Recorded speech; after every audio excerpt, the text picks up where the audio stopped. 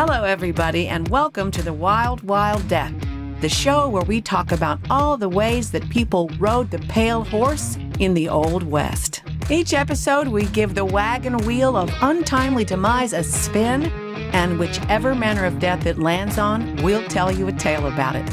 I'm Susan Busa-Leshner. My name is Jack James Busa. And I'm Leslie Sadali. What is ride the pale horse? Well, it's just a euphemism for death, I guess. You're riding the pale horse into eternity. I don't know. It's just a euphemism for death. Yeah. I never heard that one before. I guess if the devil comes for you, he brings some transportation. That's so nice of him. Okay. We need a story. So, Leslie, spin the wagon wheel of untimely demise.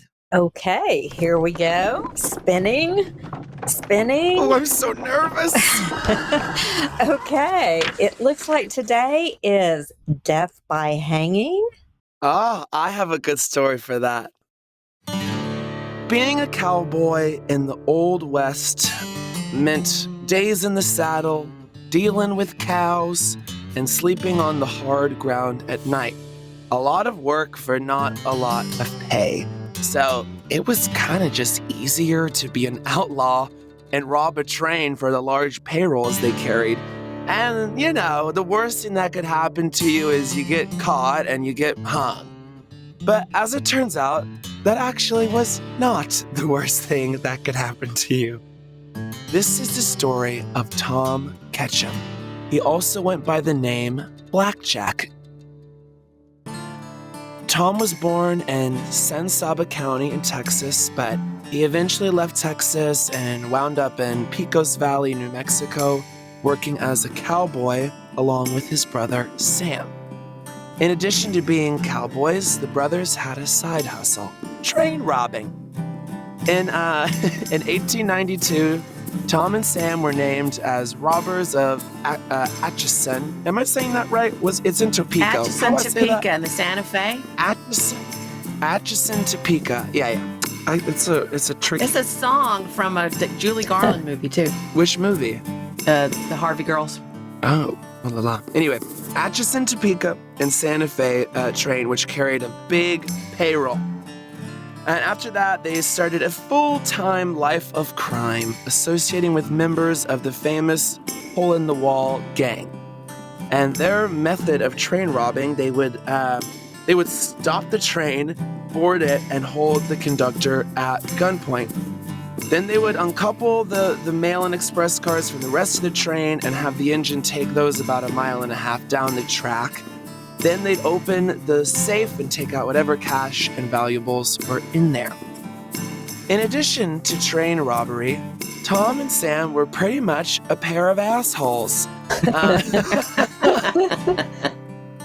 They weren't nice train robbers. Yeah, they could have been the lovely neighborhood train robbers, but instead they decided to be dicks. So there's this story, and in June of 1896, they went to a small combined store and post office in Liberty, New Mexico, and bought some supplies. And then this huge thunderstorm blew in, so the owners of the store, Morris and Levi Herstein, were kind enough to let the Ketchum spend the night there until the storm passed. But the next day, Levi came back to the store and found that Tom and Sam had robbed both the store and the post office. Levi was pissed, and he got a posse of 3 other guys and surprised the Ketchums in the Plaza Largo Arroyo. There was a shootout. Levi and another man from the posse were killed. Poor Levi. This guy Levi just can't catch a break. He lets him stay over, his stuff gets robbed, and then he gets shot. They're killed. Anyway, the two other guys barely escaped with their lives, and the Ketchums were never charged with those killings. Years later, Morris Herstein was able to get some closure. On July 11th, 1899, Sam and the rest of the gang robbed a train without Tom, and they made off with about $50K, which back then, I don't know the conversion rates to nothing, but a lot of money. I wonder why Tom wasn't there. They were like, don't tell Tom. Yeah. We're going to rob a train. I wonder if Tom was the jealous type. Well, it's like, we're leaving him out. We don't like him. Don't tell him. Yeah. Yeah, the yes men of that group were like, Sam, you're so much better without Tom. Yeah. He could barely rob a train. Maybe Sam had something to prove. I'm the older brother. I should be in charge. I'll show him. It's kind of like the brothers from The Godfather, Fredo and Michael. Yeah. I'm the older brother. I should have something. Yeah, Sam has a chip on his shoulder. So anyway, Sam and the rest of the gang robbed a train without Tom, made like $50,000, but they were pursued by a posse to a hideout in Cimarron, New Mexico. There was a gun battle, and Sam was wounded. Well, Parma's a biatch, Sam. And he was taken into custody and brought to the Santa Fe Penitentiary, where he died from gangrene from his wound on July 24th. For those who don't know, what exactly is gangrene? It's rotten flesh. If it's his leg, it just basically rots off from infection. Yeah, they probably could have done better than they did to help him. They were just like, screw you. It's okay with me if you die. Yeah, I mean, you know what? If he was a nicer train robber, maybe they would have let him live. Anyway, so Tom didn't know that his brother died or this whole shootout happened. I'm not even sure the robbery, or I don't know. Wait, he didn't know that 1, they had robbed a train without him. 2, there had been a shootout. And 3, that his brother had died? Where the hell was Tom? Tom has a very busy personal life of making pottery and painting his watercoloring. I don't know. Isn't that weird? Don't you think it's weird? Knocking a few back at the watering hole. Maybe. Yeah. We don't know. He's in the hole of the wall gang doing hole in the wall gang stuff. I guess he didn't know for like a month or something. For whatever reason, on August 16th, the next month, Tom decided to rob a train on his own. So I don't know if they had some sort of falling out or brotherly squabble. But I don't know. But he decided to rob a train on his own. So his plan was to board the train, disconnect the cars just like usual. And that's what he does. He goes into the engine, draws his gun, and forces the train to stop. Here's where things go wrong. Unfortunately, the train stopped on a curve, which meant the cars couldn't be uncoupled. And this conductor on this train, a man named Frank Harrington, had already been held up 3 times, and he was sick of it. He had about enough. Harrington snuck back to the baggage car, and from there he was able to sneak up on Tom. Tom shot his gun first, but missed. Harrington shot Tom in the elbow, almost taking off his arm. So Tom falls out of the train, and the train took off, leaving him behind on the tracks. Think about that. He falls out, ouch, and they go, go! Yeah. And they left him behind. Oh, steam ahead. Ugh. There's a really sidebar. This is like ADD brain. Who is that? The guy who wore the ascots on Match Game and he kind of talks like this. Match Game? Paul Harvey was Charles Nelson Riley. Charles Nelson Riley. They asked this question like, your wife falls off of the boat. What do? He goes, full steam ahead. Anyway, so that's what. In my mind, Frank Harrington is Charles Nelson Riley. Yeah. He goes, full steam ahead. Yes. And so at every stop, the folks on the train told everyone about the botched train robbery and that the robber was wounded and by the train tracks. In the meantime, Tom's arm was so messed up, he couldn't even get on his horse. So eventually, he just sat down and waited. And when the posse arrived, they took Tom to the hospital in Colorado where his arm was amputated. So Tom tried to lie his way out of it by giving another name, but of course they figured out who he was because he's a kind of a famous train robber. I mean, imagine how messed up Your arm would have to I like bleed. that he just sits and waits. Like he's like, well, But think about that. I think of the, the angst around that. Screw it. I can't even get on with me down. He goes, I wasn't robbing the train. I just happened to be here with my arm nearly shot off. you know, It's you just a ever had like a coincidence. crazy night out and you wake up with a missing arm? It just happens. Yeah, the authorities take Tom to Clayton, New Mexico in Union County, and he's tried, and at his trial, he claimed he was innocent, but everybody knew he did it, so Tom was found guilty and sentenced to hang on April 26th, 1901. That's his hanging day. As we say in our other show, The American Immortal, there's gonna be a hanging. Anyway, there's a lot of excitement leading up to the big day as we are discovering, going through these stories, that everybody really is excited about, I guess not death, but the potential of death. I don't know. Anyway, lots of excitement. The hanging was huge in a region where there wasn't a lot of entertainment, so much so that a local lawman sold, this is like grotesque, they sold tickets to his hanging. Well, no, what? Now think about it. You know how they have trials, right? And everybody wants to go to these famous trials, and they have to hand out tickets because there's only so many seats, Do they really? right? Like how? But Yeah. like how recent? Like did they sell tickets like the OJ trial? No. I think you had to be connected to I get in. think that there's some trials where they maybe not sell them, but you have to get there early enough to get a That's ticket to get crazy. in.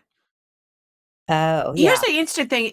There's going to be a hanging, right? There's going to be a hanging, and there's nothing Yeah. else to do. It seems like somebody goes, we need entertainment, let's do something. But instead, they just wait until there's a hanging, and then everybody goes. So my question is, you guys, and I've kind of asked you this before. You were out there, and you were like in the middle of New Mexico watching the sagebrush blow in the wind. Yeah. And somebody goes, Claire, there's going to be a hanging. Let's go. Would you go? Leslie, Jack, would you go? Leslie, would you go? Well, I mean, it's not like there's really a choice. It's either that or sit at home watching the paint dry. I mean, yeah, I would go to see people. You know, okay, what if it was now? Let's say that we have all the entertainment hubs one could possibly want. Would you go now? Everybody already does it. Who among us has not stayed home at night watching a rerun of Dateline? Me. What? You don't know who Keith Morrison is? No, I have no idea. But remember, I lived a good part of my adulthood in South America. Have you ever seen like women who killed or No. like you've never No. seen any of that? Leslie, I'm gonna come to your house and we're gonna watch some things. Well, the thing is, there's also, true crime podcasts, but you don't know who Keith Morrison is? No. What does he say? The funniest when he goes, it was hot in North Carolina beach, and he was lying. He lied like a sidewalk. Saying that everybody does some version of this now. Yeah, that's true. Now I probably wouldn't go because I have Keith Morrison. I don't I need would to probably go. go, but I'm a weirdo. I thought I raised you better than that. Say no. Well, Just you say- were wrong. Anyway, on the big day, big crowd pours into Clayton. For the hanging, the atmosphere was kind of festive.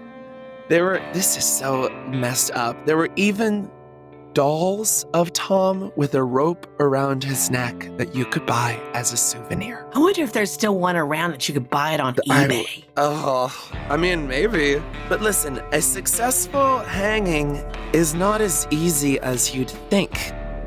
The type of hanging they planned to do was called a long drop, which, in the world of hanging, was considered the most humane and kind of like scientific. There's an art to hanging, and this was the most virtuous, I guess.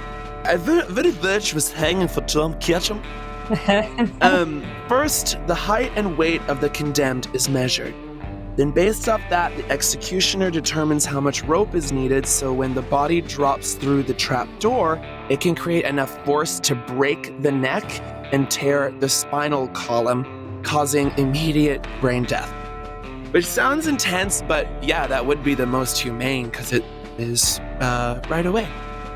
But the truth was, the folks in Clayton, New Mexico had never done a hanging before, so they do a practice hanging using a sandbag as a stand-in for Tom's body and a 7-foot-long rope. So first of all, they've never done a hanging, and they're like, well, if we're gonna do it, let's do the very best one. I think they're nervous. Yeah. I mean, you got a crowd coming in. We only got one chance to get this right. It gets worse. The crowd watches as they march Tom to the scaffold. In the crowd is, remember Morris Herstein? He was there to watch the man who robbed his store and killed his brother. He's going, ha, Tom, got you now. Mr. Morris got himself a ticket. He's like, yeah, that's right. So Tom climbs the scaffold, stands on the trapdoor. He says his last words. A bag is put over his head and a rope around his neck. Unfortunately for Tom, he had put on a lot of pounds between the time the executioner weighed him and his hanging day. And also, the rope was too long. So when the trap door opens, this is what happened according to Sheriff Salom Garcia. This is a quote. He walked firmly up the steps, saying as he went up, "Dig my grave deep, boys." Stepping upon the trapdoor, he asked for the black cap, and it was placed over his head. But it had to be removed to permit the rope to be placed around his neck, and while they delayed somewhat, he became impatient and said, "Let her go, boys." The sheriff cut the trigger rope with the hatchet, and his body shot down with all of its 215 pounds of weight.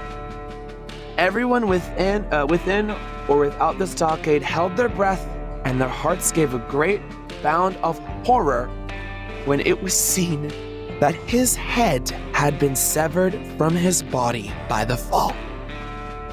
His body alighted squarely upon its feet, stood for a moment, swayed and fell, and then great streams of red blood squirted from his severed neck as if to shame the very ground upon which it poured. The head rolled... This is not funny. The head rolled aside, and the rope released, bounded high, and fell with a thud upon the scaffold from whence it came. End quote. To sum that up, trapdoor goes, head is severed, his body lands, feet up, blood spurting out of the neck, falls over, heads roll. Naturally, they took pictures of Tom's body. Naturally. They took pictures of Tom's body and his head, and they sold postcards of the images. And there are actually some blurry pictures of this online. Oh my God. Head falls off, they do the photo shoot. Everybody's like, great. They did sew Tom's head back on, and they exhibited the body so everyone can see it before he was finally buried. But along with being a famous train robber, Tom Ketchum was the first person in the U.S. to be decapitated by a hanging. They never did another hanging in Clayton or in Union County again. Yeah, we're done. I don't think everybody was going, we did something wrong. Maybe we shouldn't have come, Martha. Brought the children, Martha. Yeah. Legend has it that Tom's last words were, "Let her rip," but that's not true, which is pretty good. I might steal that as my last words. Let her rip. But that's not true. His actual last words were, as reported by the San Francisco Chronicle, were, "Goodbye, please dig my grave very deep. All right, hurry up." What would your last words be? Ouch. what I want to say it one more time. When they do the trap door, when he goes, all right, hurry up, his body, once decapitated, landed straight up. So everybody, for at least a moment before gravity takes him, is looking at this decapitated body with blood coming out. Standing That up. is that would be traumatizing to the kids. They like, Mhm. yeah, that would be on my list of regrets as a parent. You know, you got to give it to him. I mean, if someone was taking me up to a scaffolding like that, I'd be a slobbering mess. He just walked up there and did it. I also like that he's like, I'm gonna get fat before I go. He gained all that weight. Yeah. He's like, I would do that too. I'd be like, I'm getting fat. All those desserts I haven't eaten over the Yeah. years, I'm eating them Yeah. now. He was Yeah. a thin guy. I've seen pictures of him. He was a thin guy, but evidently, he was like, you know what? Bring it on. Pie, sure. Fried chicken, sure. That's exactly what I would do. If you want to know more about this story, please visit the links in our show notes and follow us on social media at The Wild Wild Death. Thanks for listening. See you next time. Au revoir. Mwah. The Wild Wild Death is a 2222 media production.